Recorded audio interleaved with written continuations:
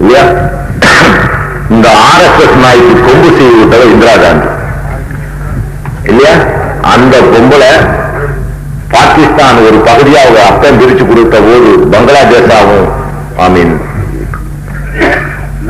மேற்கு பாகிஸ்தான் கிழக்கு பாகிஸ்தான் இருந்தத அங்கிருந்து அவ ஆட்சிக்கு ஏறின உடனே அவங்க அப்ப கனவா நனவாக்கணும்னு பிரித்து கொடுத்த நாட்டில் ஒரு பகுதியில் அதை பிடிச்சி அவங்களுக்கு பங்காளத்தில் வச்சு ட்ரைனிங் கொடுத்து, ஊட்டியில வச்சு ட்ரைனிங் கொடுத்து, டேராடூன்ல வச்சு ட்ரைனிங் கொடுத்து, கொம்பு செய்து விட்டு உள்ள ஒரு குழப்பத்தை உண்டு பண்ணி முஜீபுர் ரஹ்மான்கிற ஒரு முனாஃபிக்கை பிடிச்சி ஒரு துரோகியை உள்ள விட்டு அந்த நாட்டை 2 துண்டாக்கினாங்க. இன்னைக்கு என்னாச்சு?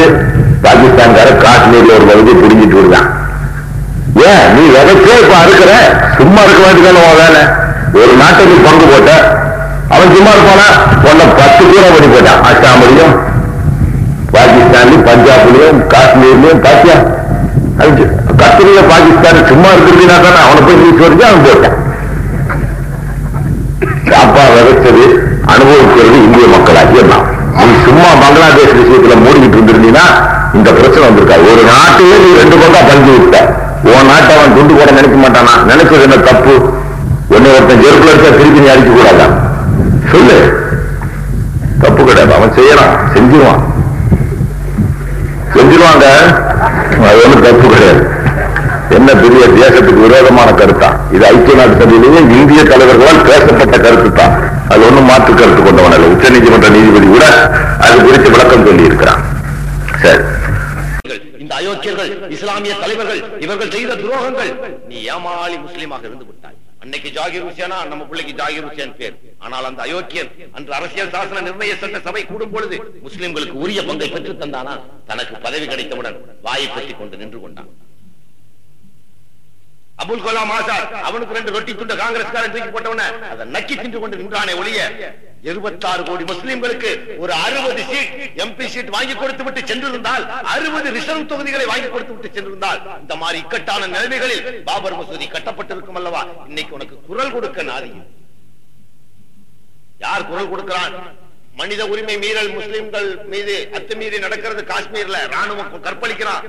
கற்பழிச்சத ராணுவமே ஒத்துக்கிறான். முஸ்லிம் பெண்களை ராணுவம் போய் காஷ்மீர்ல கற்பழிக்கிறான். அது பத்தி புகார் கொடுக்கிறதுக்கு போனா ஒரு 4 முஸ்லிம் பொறுக்கிகளை வச்சிருக்கிறான். குலாம் நபி ஆசாத், ஷேக் அப்துல்லா பையன் ஃபரூக் அப்துல்லா, இந்த பொறுக்கிங்க அந்த நேரம் பிளேன்ல போய் மனித உரிமை கழகத்திட்ட எந்த அத்துமீறலும் நடக்கவில்லை, நாங்கெல்லாம் காஷ்மீரத்து மக்கள்னு துரோகத்தனம் பண்ணிட்டு வரோம். இங்க இருந்து பண்டிட்டுக்கு போறான் ஒரு 19 பேர். ஏன் 26 கோடி மக்களின் ஜீவாதார உரிமையை பறித்து வைத்திருக்கிறானே, அது பற்றி பேச ஒரு 10 பேர் எங்களை போன்றவர்களை அனுப்பி வைப்பானா இந்த இந்திய அரசு? 26 கோடி மக்களுக்கு உலக வங்கி கொடுத்த கடனில் ஒரு பகுதி கடனாவது, 1% கடனாவது எண்ணின மக்களுக்கு உண்டா? இன்று பிளாட்பாரத்தில் பிசினஸ் செய்கின்ற 90% பேர் என் குல மக்கள். இன்று வெளிநாட்டிலே வெந்த பூமியிலே நொந்து வாழ்கின்றவர்கள் என்னுடைய இளைஞர்கள். தங்களுடைய இளமையை தியாகம் செய்துவிட்டு மனைவி மக்களை விட்டுவிட்டு அந்நிய பூமிக்கு சென்று அடிமை வாழ்க்கையை நடத்திக் கொண்டிருப்பதற்கு காரணம் என்ன? இந்தியாவில் அவனுக்கு உரிய பங்கு கிடைக்கவில்லை, உரிய வேலை வாய்ப்பு கிடைக்கவில்லை, அவனுக்கு உரிய இடஒதுக்கீடு கிடைக்கவில்லை. அந்நிய மண்ணை தேடி சென்று விட்டான். அனாதைகளாக பெற்றோர்களை இங்கு விட்டு சென்று விட்டான். இந்த நிலைமைக்கு காரணம் என்ன? நம் முன்னோர்கள் செய்த தவறு. உரிய பங்கை தட்டி கேட்கவில்லை. அந்த பங்கை நான் உங்களுக்கு பெற்று தந்து விட்டுத்தான் சாவேன் சகோதரனே. அப்படியே நான் செத்து விட்டாலும் என்னுடைய ரத்த துளிகளில் ஒவ்வொன்றும் என்னை போல் 100,000 இளைஞர்கள் கூடி 10 ஆண்டுகளிலோ 15 ஆண்டுகளிலோ பெற்றுத்தான் தீரும். என்ன ஒரே 1 மணி நேரம் இவன் ஐக்கிய நாடு சபைக்கு விடட்டும், இவன் டங்குவார இந்திய அரசாங்கத்தோட டங்குவார கிழிச்சு போடுவேன். ஆண்மையற்ற அரசு என் பாஸ்போர்ட் 6 வருஷமா முடக்கி வச்சிருக்க மானங்கட்ட அரசு, இந்திய உலகத்துல 3வது பெரிய ராணுவத்தை ஒற்ற அரசு என் பாஸ்போர்ட்டை கொடுக்கலடா. 1 மணி நேரம் கொடுறா. ஒப்பனுக்கு பிறந்திருந்தா கொடுறா, உனக்கு நான் ஒரு பாடம் கட்டி கொடுக்குறேன். ஒப்பனுக்கு பிறந்திருந்தா ஏதாவது ஊழலா 182 நாடு போயிருக்கிறேன். 4000 முறை இந்த நாட்டை விட்டு வெளியே போய் உள்ள வந்திருக்கேன். எங்கிட்ட இருந்து ஒரு பின்னூசி கூட பறிமுதல் செய்யல. எங்கிட்ட இருந்து ஒரு சட்டம் மீறல் பண்ணல. என்ன மயிருக்கு என் பாஸ்போர்ட்டை பிடிங்கி வச்சிருக்கிற நீ? இந்தியா அரசாங்கத்தின் பாதுகாப்பு கெட்டு போயிரு. என்ன கெட்டு போயிரு? என்னால உன்னோட அயோக்கியம். இந்த மக்களை நீ ஏமாற்றி இருக்கிறாய். 21 கோடி பேர் கொண்ட இந்த இந்திய துணை கண்டத்தின் மிகப்பெரிய ஒரு இடத்துக்கு சேர வேண்டிய பங்குகளை 2% கொண்ட ஒரு ஆரிய வர்க்கத்தினர் சுருக்கி கொண்டு எங்களை பார்க்கிறது. ஏதாவது ஒரு ஆயுதம் கொண்டு போட்டானா பாகிஸ்தான் போட்டுச்சு. உடனே இந்து முஸ்லிம் பூரா ஒரு மாதிரி கலவரமா பாக்குறது. ஏதாவது ஒரு எலி ஒரு பிளேகு என்ன ஒரு பிளேக் வந்துச்சா பாகிஸ்தான் எலி அனுப்பிச்சு பிளேக் வந்துச்சு. இப்படியே சொல்லி சொல்லி சொல்லி என்ன ஆகும் போது சைனாக்கார 6 ஸ்டேட்டை மாத்தி விட்டுற போறான். ரொம்ப சீக்கிரத்துல நீங்க பாப்பீங்க. வெகு விரைவிலே சைனாவின் ஊடுருவலால் அஸ்ஸாமிலும் மிசோரமிலும் நாகாலாந்து நம்ம கம்யூனிஸ்ட் ஆட்சி நடத்த திரிபுராவிலும் என்ன இந்த 3-4 மாவட்டங்கள் அப்படியே அட்டானமஸ் டிக்ளேர் பண்றானா இல்லையா? அது சீனாவின் உதவியில் நடைபெறும். பல கோடி ரூபாய் சீனாவின் ஊடுருவல் இருந்தும் இந்த அயோக்கியர்கள் அவனை எதிர்த்து குரல் கொடுக்காம பாகிஸ்தான் என்ன பாகிஸ்தான் எடுத்து என்ன வழி போடுவேன்? 3 ராணுவ தளபதி ஒரு அறிக்கை கொடுக்கிறான். 4 ஆவரோ ரக விமானத்தை சவுதி அரேபியா கொடுத்தா இந்திய ராணுவ பலத்துக்கு சமமான பலத்தை பாகிஸ்தான் பெற்றுறாங்கிறான். வெளிக்கு ஏண்டு நாடு நீ எவ்வளவு பெரிய நாட்டை வச்சு இவ்வளவு நாள் ஆண்டது யார்? நாங்களா? முஸ்லிம்களா? இந்த துரோகிகள் இந்த நாட்டின் ஒவ்வொரு அங்கத்தையும் விற்று தின்றார்கள். ராணுவத்துக்கு வாங்குறது பூரா சப்ஸ்டாண்டர்ட் கூட்ஸ், எல்லாமே தரமற்ற ஒரு ஆயுதங்களை வாங்கி குவித்து வைத்திருக்கிறார். நாளை ஒரே நேரத்திலே சீனனும் பாகிஸ்தான்காரனும் ஒரே நேரத்திலே நெருக்கடியை உண்டு செய்தால் இந்திய அரசுக்கு துணை போக ஒரு நாடற்ற நிலைமையை உண்டாக்குறது யார்? இந்த அரசியல் அயோக்கியர்களின் 50 ஆண்டு கால அவள் ஆட்சிதானே. எங்கால் பக்கத்துல ஒரு நாட்டுல நீ நேசமா இருக்கிறியா? நாகாலாந்து பங்களாதேஷ்ல சண்டை, பர்மால சண்டை, பாகிஸ்தான்ல சண்டை, சைனால சண்டை, நேபாளத்துல சண்டை, பக்கத்துல சிலோன்ல சண்டை. இந்த 6 நாடு உனக்கு எவனாவது ஒரு கண்டை நாட்டுக்காரனோட நேசமா இருக்கா இந்தியா? இதுவரைக்கும் நரசிம்மராவ் மொத்தம் 121 நாடுகளுக்கு போய் வந்தார்.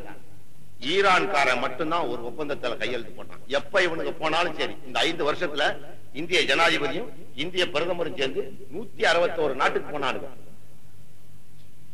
சுமார் 6000, 7000, 16000, 17000 கோடி ரூபாய் வீணாடினானுங்க விமான செலவு. எந்த நாடும் ஒரு ஒப்பந்தத்துக்கும் வந்து சேரல. ஈரான்கார மாத்திரம் கேஸ் கொடுக்கிறேன்.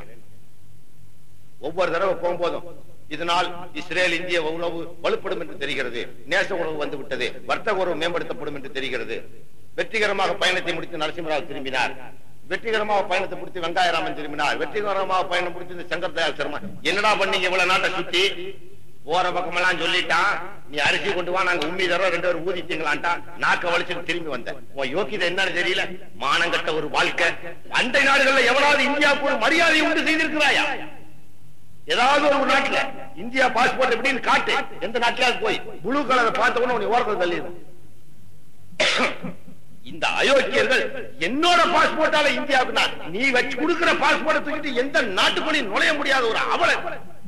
ஏன் நான் என்னைக்காச்சும் ஐக்கிய நாட்டு சபையில பூந்தன்னா இவன் புள்ளி விவரம், இவனோட ஒடுக்குமுறை, இவனுடைய அடக்குமுறை, இங்கு இல்லாத சமத்துவம், முஸ்லிம்களுக்கு ஒரு ஓர வஞ்சனை, இதை இத்தனை எடுத்து வைக்கும் போது உலக வங்கியின் கடன் நிறுத்தப்படும். இவனுக்கு கொடுத்திருக்கிற கேள்வி கணக்குகளுக்கு இவன் பதில் சொல்ல முடியாத ஒரு இக்கட்டுக்கு ஆளாகும் போது 26 கோடி மக்களுக்கு உரிய பங்கை உலக நாடுகள் முடிவு செய்து பெற்றுத்தரும். அந்த அச்ச உணர்வுதான் இந்த அயோக்கிய அரசுகள், இந்திய அரசு என்று சொல்லிக் கொள்ளுகிற காங்கிரஸ் அரசுகள். நாம் இந்தியாவின் அரசாங்கத்தை எதிர்க்கவில்லை, அது எதிர்ப்பது சட்டவிரோதம். இந்தியாவை ஆளுகிற காங்கிரஸ் அரசுக்கு நிச்சயமாக நாங்கள் எதிராக இருக்கிறோம். 400 ஆண்டுகள் தொழுத பள்ளியை இடித்தார்கள். ஆனால் தீவிரவாதிகள் வாழ்கிற காஷ்மீரிலே வைஷ்ணவ தேவி கோயிலை இன்று வரை அந்த தீவிரவாதிகள் இடிக்காமல் வைத்திருக்கிறார்கள். அந்த காஷ்மீர் தீவிரவாதிகளுக்கு என்னுடைய வீர வணக்கத்தை செலுத்த நான் தயங்கியதில்லை. இந்த தேசிய வேடம் போடும் அயோக்கியர்கள் 400 ஆண்டு நான் தொழுத பள்ளியை இடித்துவிட்டு கல்லு பிள்ளையார் மாதிரி இந்த நரசிம்மராவ் போன்ற அயோக்கியர்கள் அமர்ந்திருக்கிறார்கள். இடித்தவன் பாரத் மாதா, ஏக் மாதா, அந்த மாதா, இந்த மாதா ஊர்வலம் வர்றான், இடிச்சு போட்டு. ஆனா அங்க எப்போ ராமன் கோயில் கட்டினாலும் சத்தியமா குண்டு வச்சு நான் தகர்த்தேன். இது என் அல்லாஹ்வின் மீது ஆணை. நான் இல்லை என்றால் என் வாரிசுகள் இல்லை என்றால் அவருடைய வாரிசுகள், அது 100 ஆண்டுகள் ஆனாலும் சரி, பாபர் மசூதி இடத்திலே பாபர் மசூதியை கட்ட விடுவோம். அங்கு ராமன் கோயிலை கட்டினால் நிச்சயமாக சத்தியமாக 1/2 கிலோ ஜெலட்டின்ல குண்டு வச்சு தகர்ப்போம். அதுல எந்த மாற்றம் கிடையாது. இதை 100 அரசுகளும் தடுக்க முடியாது. அதுதான் மக்களுடைய தீர்ப்பு, மனம் புரியவனின் தீர்ப்பு. 400 வருஷ பள்ளிவாசலை இடித்த இவன் தேசியவாதியாம். 100 ஆண்டு காலம் போராடுகிற காஷ்மீர் தீவிரவாதிகள் வைஷ்ணவ தேவி கோயிலிருந்து 61 கோயிலை அப்படியே வைத்திருக்கிறார்கள். ஒரு கோயிலையாவது காஷ்மீர் தீவிரவாதி இடித்ததாக ஒரு நிரூபணம் காட்ட முடியுமா? யாராவது சொன்னால் 10 லட்சம் ரூபாய் தருகிறேன். 61 கோயில் புண்ணிய ஸ்தலங்கள், இந்துக்களின் புண்ணிய ஸ்தலங்களை இஸ்லாமிய தீவிரவாதிகள் தங்களுடைய நாட்டிலே வெடி வைத்து தகர்க்கக்கூடிய வாய்ப்புகள் இருந்தும், வெடிகள் அவர்கள் கையில் இருந்தும், மத உணர்வை மதித்து, மனித நேயத்தை மதித்து அவன் புனிதமாக வாழ்கிறான். அந்த தீவிரவாதிகளுக்கு என்னுடைய ஆதரவை தருகிறேன். இந்த தேசியவாதிகளை நசுக்குவதில் முதல் நபராக நான் நிற்க தயங்கிட மாட்டேன், மயங்கிட மாட்டேன். இதுதான் இந்தியா எனக்கு கற்றுக் கொடுத்த பாடம். இந்த நாட்டை நேசித்தேன், இந்த மலையை நேசித்தேன், மக்களை நேசித்தேன், அரசியல் சாசன சட்ட குப்பைகளை நேசித்தேன். முடிவு என்னுடைய என்னுடைய பள்ளிவாசலை பறிகொடுத்தேன். என் மக்களின் ஜீவாதார உரிமைகள் பறிகொடுக்கப்பட்டன. இன்று பிளாட்பாரத்தில் வாழ்கிற 3ஆம் தர குடிமகனாக ஆக்கப்பட்டோம். ஒரு காலத்திலே முடிசூடா மன்னனாக வாழ்ந்த என்னுடைய இனம் இன்று 3ஆம் தர குடிமகனாக ஆக்கப்பட்டதற்கு காரணம் நாங்கள் வஞ்சிக்கப்பட்டோம். அதற்கு ஆதாரங்களை அடுக்கி வைத்திருக்கிறோம். தெளிவான விளக்கத்தோடு இருக்கிறோம். இன்று எங்களுக்கு தெரிந்துவிட்டது யார் எதிரி யார் நண்பன் என்று. இஸ்லாமிய மக்களே, உங்களுடைய எதிரிகளை, நண்பர்களை, துரோகிகளை நீங்கள் பாகுபடுத்த ஆரம்பித்து ஆதரவு கொடுக்க துணிந்து வாருங்கள். அந்த கால